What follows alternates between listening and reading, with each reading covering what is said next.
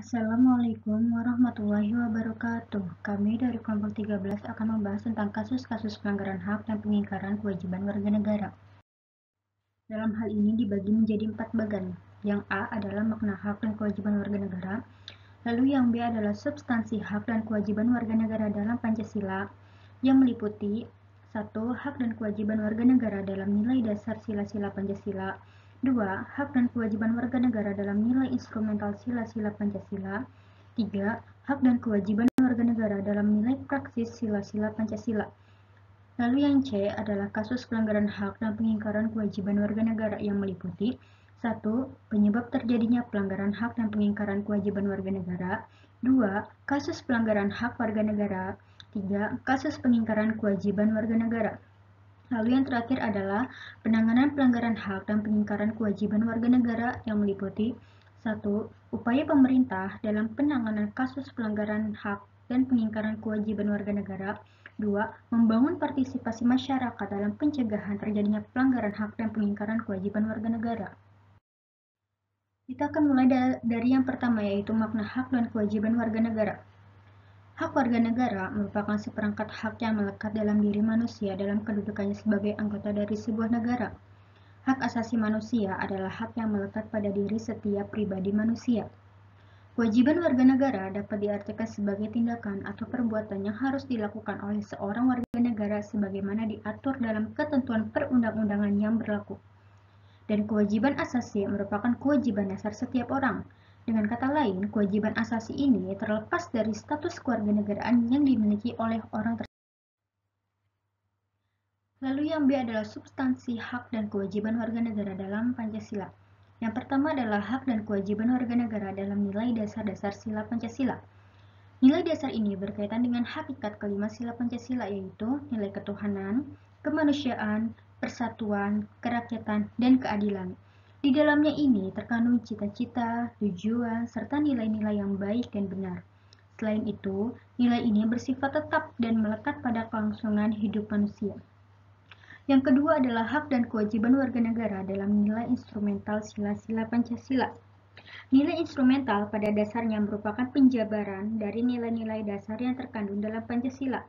Perwujudan nilai instrumental pada umumnya berbentuk ketentuan-ketentuan konstitusional mulai dari Undang-Undang Dasar sampai dengan peraturan daerah. Pada bagian ini, undang-undang yang mengatur tentang hak dan kewajiban warga negara dimulai dari pasal 26 sampai dengan pasal 34. Yang diantaranya yaitu A. Hak atas kewarganegaraan yaitu pada pasal 26 ayat 1 dan 2. Lalu yang B. Kesamaan kedudukan dalam hukum dan pemerintahan pada pasal 27 ayat 1. Yang C. Hak atas pekerjaan dan penghidupan yang layak bagi kemanusiaan pada pasal 27 ayat 2. Yang D. Hak dan kewajiban bela negara pada pasal 27 ayat 3. Yang E. Kemerdekaan berserikat dan berkumpul pada pasal 28. Yang F.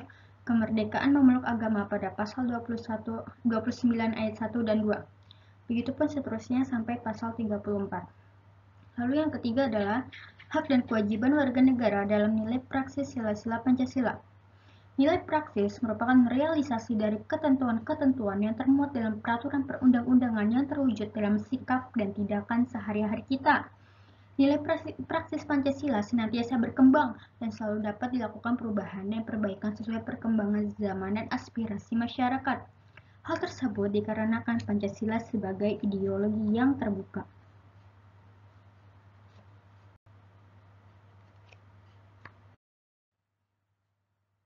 Lalu yang C, kasus pelanggaran hak dan pengingkaran kewajiban warga negara. Yang pertama adalah penyebab terjadinya pelanggaran hak dan pengingkaran kewajiban warga negara, yaitu 1. Sikap egois atau terlalu mementingkan diri sendiri.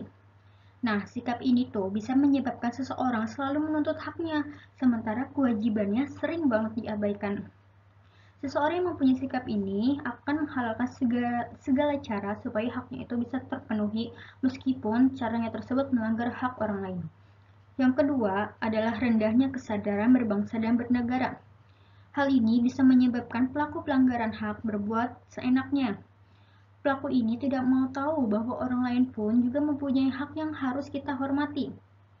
Sikap ini bisa berakibat munculnya perilaku atau tindakan penyimpangan terhadap hak dan kewajiban warga negara. Lalu yang ketiga adalah sikap tidak toleran. Sikap ini bisa menyebabkan munculnya saling tidak menghargai dan tidak menghormati atas kedudukan atau keberadaan orang lain.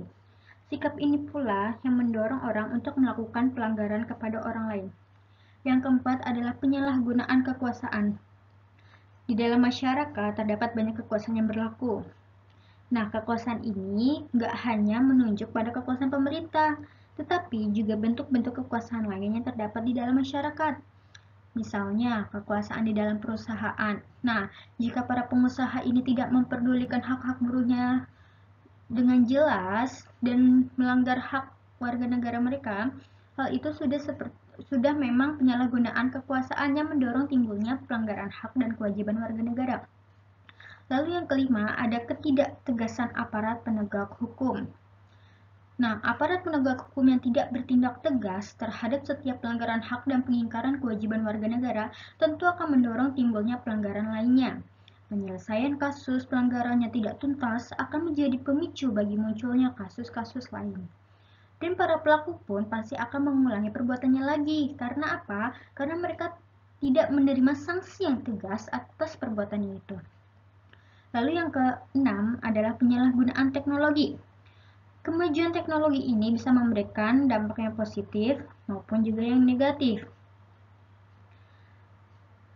Kemajuan teknologi ini harus dimanfaatkan dengan sebaik-baiknya agar tidak menimbulkan pelanggaran hak bagi warga negara lain. Kemajuan teknologi dalam bidang produksi pun juga bisa menimbulkan dampak negatif, misalnya pencemaran lingkungan yang bisa mengakibatkan terganggunya kesehatan masyarakat. Lalu, yang kedua adalah kasus pelanggaran hak warga negara. Nah, di dalam gambar ini, kita bisa melihat sebenarnya banyak pelanggaran hak warga negara.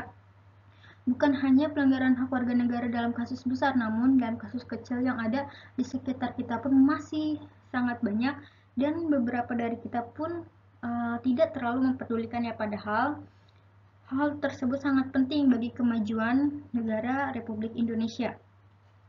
Seperti halnya tingkat kemiskinan dan angka pengangguran di negara yang masih cukup tinggi.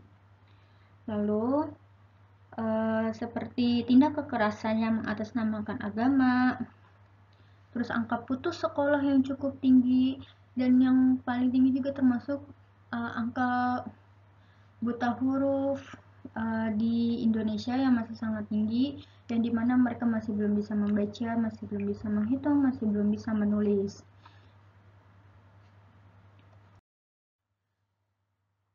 Lalu, yang ketiga adalah kasus pengingkaran kewajiban warga negara. Di dalam gambar ini, kita bisa melihat jelas tuh, kasus apa aja sih pengingkaran kewajiban warga negara yang biasanya sering kita lakukan. Walaupun sebenarnya kita sadar itu termasuk melanggar, tapi tetap saja masih banyak yang melakukannya termasuk diri kita sendiri. Seperti halnya membuang sampah sembarangan. Lalu yang kedua, melanggar aturan berlalu lintas. Dan yang ketiga adalah merusak fasilitas negara. Dan masih banyak lagi pengingkaran kewajiban warga negara yang kita lakukan. Lalu yang D adalah penanganan pelanggaran hak dan pengingkaran kewajiban warga negara. Yang pertama adalah upaya pemerintah dalam penanganan kasus pelanggaran hak dan pengingkaran kewajiban warga negara yang meliputi yang A, supremasi hukum dan demokrasi itu harus ditegakkan. Karena pendekatan hukum dan pendekatan dialogis harus dikemukakan dalam rangka melibatkan partisipasi masyarakat dalam kehidupan berbangsa dan bernegara. Lalu yang B, mengoptimalkan peran lembaga-lembaga selain lembaga tinggi negara yang berwenang dalam penegakan hak dan kewajiban warga negara, seperti halnya KPK. Lalu ada juga Komnas HAM, ada juga KPAI, dan juga ada Komnas Perempuan. Lalu yang C adalah meningkatkan kualitas pelayanan publik untuk mencegah terjadinya berbagai bentuk pelanggaran hak dan pengingkaran kewajiban warga negara oleh pemerintah. Lalu yang D adalah meningkatkan pengawasan dari masyarakat dan lembaga-lembaga politik terhadap setiap upaya penegakan hak dan kewajiban warga negara. Lalu yang E adalah meningkatkan penyebarluasan prinsip-prinsip kesadaran bernegara kepada masyarakat melalui lembaga pendidikan formal seperti sekolah atau perguruan tinggi maupun informal seperti halnya kegiatan keagamaan dan kursus-kursus. Lalu yang F adalah meningkatkan profesionalisme lembaga keamanan dan pertahanan negara. Dan terakhir adalah meningkatkan kerjasama yang harmonis antar kelompok atau golongan dalam masyarakat agar mampu saling memahami dan menghormati keyakinan dan pendapat masing-masing. Yang kedua adalah membangun partisipasi masyarakat dalam pencegahan terjadinya pelanggaran hak dan pengingkaran kewajiban warga negara. Nah, sebagai warga negara dari bangsa dan negara yang beradab, sudah sepantasnya nih sikap dan perilaku kita itu harus mencerminkan sosok manusia yang beradab, yang selalu menghormati keberadaan orang lain. Sikap tersebut bisa kita tampilkan dalam perilaku di lingkungan keluarga, sekolah, masyarakat, dan juga negara. Selanjutnya adalah contoh kasus pelanggaran hak. Mari kita simak video berikut.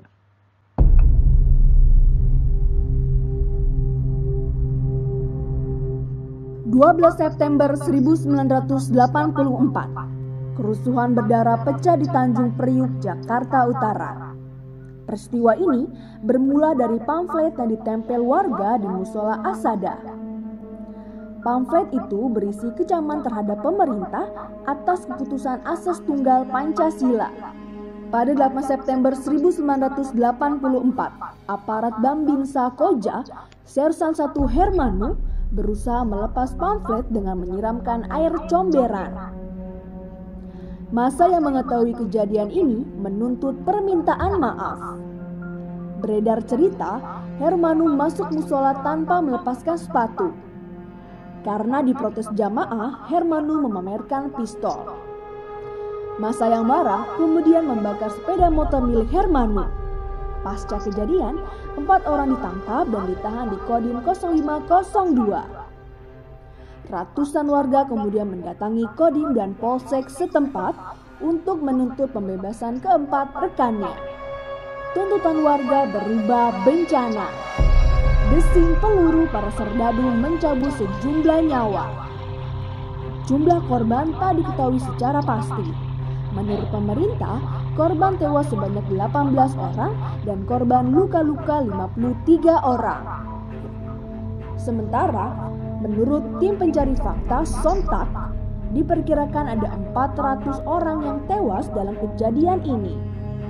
Sementara menurut Komnas HAM, terhitung 24 orang tewas dan 55 orang terluka. Hingga hari ini, aparat militer yang bertanggung jawab dalam insiden ini belum juga tersentuh oleh tangan hukum.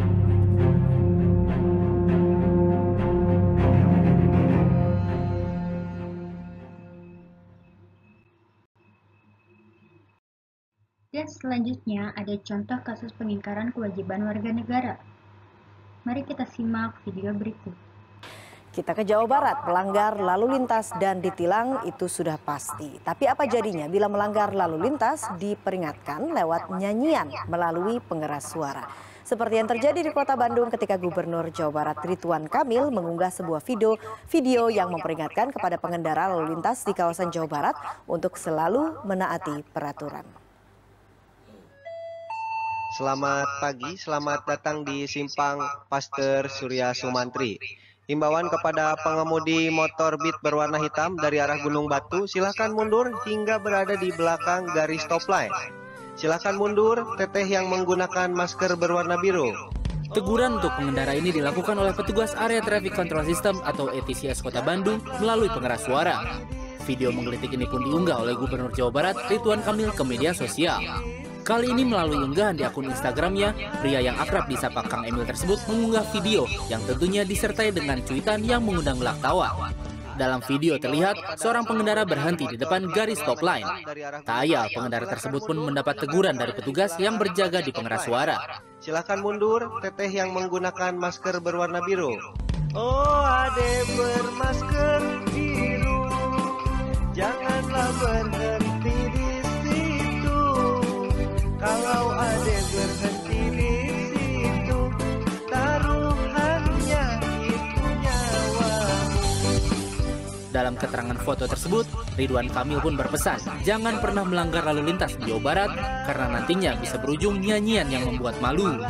Unggahan Kang Emil ini pun mengundang beragam komentar lucu di akun Instagramnya.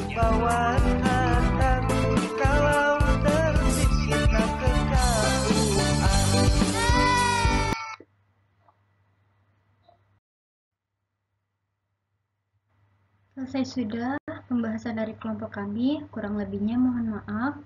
Wassalamualaikum warahmatullahi wabarakatuh.